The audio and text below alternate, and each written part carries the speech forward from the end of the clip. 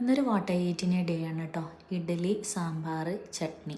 സാമ്പാർ തലേദിവസത്തെയാണ്. ഞാൻ 2 ദിവസത്തേക്ക് വേണ്ടിയിട്ടാണ് ഇവിടെ കുക്ക് ചെയ്യുന്നത്. കുട്ടികളുള്ളതുകൊണ്ട് ഡെയിലി കുക്കിംഗ് നടക്കില്ല. പിന്നെ ഇത് ഷമാമിൻ്റെ തന്നെ സെയിം ഫ്രൂട്ടാണ്. അതിന് ഷമാമ് തന്നെയാണോ എന്ന് അറിയില്ല. അതിൻ്റെ ചെറുതാണ് നമുക്ക് കിട്ടിയത്. പക്ഷെ ഭയങ്കര മധുരമാണ്, ഭയങ്കര ടേസ്റ്റായിരുന്നു. തന്നെ കഴിക്കാനൊക്കെ നല്ല അടിപൊളിയാണ് കേട്ടോ.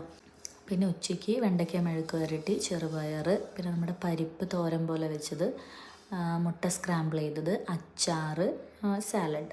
ഇപ്പോൾ ചാറ് കറി ഒഴിച്ച് കറിയൊന്നും ഇല്ലാത്തത് കൊണ്ട് ഞാൻ സാലഡിനകത്ത് കുറച്ച് തൈര് എടുത്തൊഴിച്ചു. ഇവിടുത്തെ തൈര് നല്ല ടേസ്റ്റാണ് കേട്ടോ. പിന്നെ ഇത്രയും കറി എന്ന് പറഞ്ഞാൽ 2 ദിവസത്തേക്കൊക്കെ വെക്കുന്നതുകൊണ്ട് എന്തെങ്കിലും ബാലൻസ് ഒക്കെ വരും. പിന്നെ ഞാനൊരു അവക്കാഡോ സ്മൂത്തി അടിച്ചു.